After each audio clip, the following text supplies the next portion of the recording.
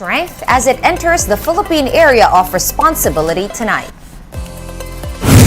Government agencies in several provinces have started their preparations for Mawar's possible onslaught.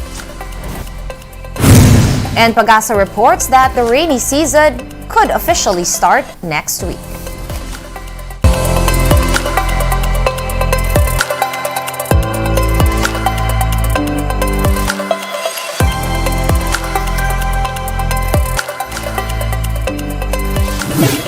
Fast, focused, and fearless. Here's a roundup of stories we're watching now. I'm Sean Yao. Super Typhoon Mawar maintains its strength as it moves nearer to the Philippine area of responsibility. It was last spotted some 1,725 kilometers east of Central Luzon. Mawar is packing wind speeds of up to 265 kilometers per hour. The super typhoon is expected to enter the PAR on Friday evening or early Saturday morning. It is also forecast to track generally west-northwestward until Sunday. Mawar is seen to reach its peak intensity within the next 24 hours. Meanwhile, scattered rain showers are expected to prevail over the western Visayas, the Zamboanga Peninsula, Soxcargen, and BARMM due to the southwesterly wind flow. Metro Manila and the rest of the country could also experience isolated rainfall. Several provinces are already preparing for the possible onslaught of Super Typhoon Mawar. The Cordillera region is monitoring barangays that are at risk of landslides and flooding. Search and rescue equipment as well as relief packs have already been pre-positioned in several key areas. And down south in the BARMM, the Coast Guard has also been preparing for the heavy rains and winds that could be brought by Mawar. The same could be seen in Cagayan Valley as the Office of Civil Defense Region 2 assisted in the delivery of family food packs bound for the province of Batanes. Meanwhile, President Bongbong Marcos has assured the public that the government is ready for the possible impact of Super Typhoon Mawar. We have been preparing for most of this week. Although dadaan lang north of the Philippines, apparently hihilain niya yung habagat. There is a chance na magkakaroon ng malakas na ulan, hindi lang Southern Luzon, Visayas, pati baka Mindanao pati. We have already warned the LGUs to prepare in case of heavy rains and flooding. We leave it to the LGUs right now to make the call kung ano yung gagawin nila. Pero nandito lang sinasabi namin, the national government is here to assist. We are in constant contact with the local governments para makita natin what is the situation in their place. Pagka nakadaan na yung bagyo. Telcos and transportation authorities are also busy preparing for Super Typhoon Mawar. Gerard De La Peña with the report. Ahead of the expected entry of Super Typhoon Mawar to the Philippine area of responsibility tonight, billboards in Guadalupe, Makati were already rolled up as early as Friday morning. This has been part of the protocols imposed to prevent billboards from flying around when strong winds occur.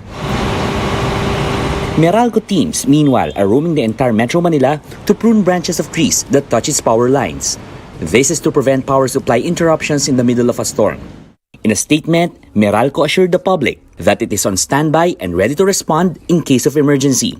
PLDT Smart, for its part, is also monitoring how the super typhoon will affect communication lines.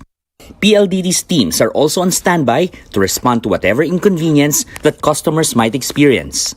Meanwhile, the Philippine Ports Authority has ramped up preparations, particularly in its ports in Palawan, Zamboanga, and Leyte. Items that might be blown away by strong winds, such as signages and metal barriers, have been removed by its personnel. And for aviation, the Manila International Airport Authority has warned the public of possible flight delays due to lightning. Airport authorities have to suspend runway operations whenever lightning strikes to prevent injuries and deaths among the ground crew. The MIAA said, due to frequent rains and the forthcoming super typhoon, they may have to issue more lightning red alerts. Yesterday, 130 flights were delayed due to suspended runway ops. Definitely may mga delays. Pero yung mga taga-operations natin and yun kasama din yung mga airlines, no, naka-prepare naman yan sila palagi, no, in sa mga ganitong klaseng eventualities. Both the agency and airline companies are also preparing for possible actual cancellation of flights. Meals will be readied for stranded passengers. For News 5, Gerard de la Peña, We Are One News. We have more stories for you after this quick break. Keep it here on One News.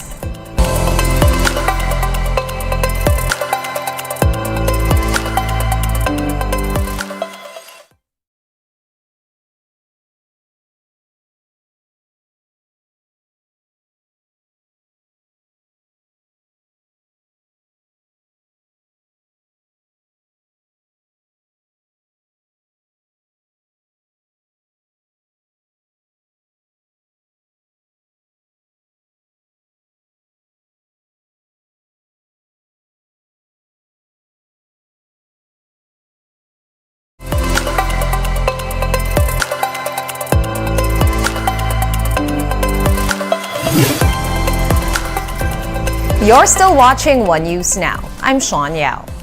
The Philippine Red Cross has pre-positioned amphibian and rescue vehicles in some parts of northern Luzon in preparation for the super typhoon. Chainsaws and circular saws are also at the ready for clearing operations. Rescue trucks, ambulances, and rubber boats are likewise ready to go. The PRC will also be giving out hot meals for evacuees in areas where the super typhoon is expected to hit. Sila po ay naghahanda na rin po doon at nagkikipag-coordinate sa local government kung saan man pong preparasyon sa pag-evacuate ng mga tao at kung kailangan mag-rescue, they can support also or magbigay ng first aid. At kung kailangan po ng mga psychosocial support ng mga tao po doon, lalo sila ay nag-evacuate, we can provide them also. The PRC is also reminding that those who will need to evacuate should prepare their go bags. This should contain all necessary items like food and clothes as well as medicine that is enough to last for several days. Kasi 72 hours po yung tinitignan po natin na dapat self-sufficient po ang mga tao. Meron po dapat yung tubig, meron po dapat yung pagkain, at meron din po yan mga hygiene kits na kinakailangan po nila, toothbrush, sabon, at syempre yung mga initial na damit po nila na pwede po nilang gamitin. At of course, minimension din po natin na yung mga halagang bagay like pera, medisina, birth certificate, mga passport, dapat po ilagay din po nila yun sa go bag at hindi mabasa po pag nagkabaha or nagkaulan. Pag-asa says the rainy season could officially start sometime next week. Pag-asa Deputy Administrator for Research and Development Esperanza Cayanan said that this will be declared official once a number of criteria are met, including a certain amount of rainfall. The State Weather Bureau had earlier announced that the Philippines is currently in the transition period from the dry to rainy season following the recent bouts of rains across the country. One News Now will be back tomorrow at 7 a.m. I'm Sean Yao. We are One News. All sides, all the time.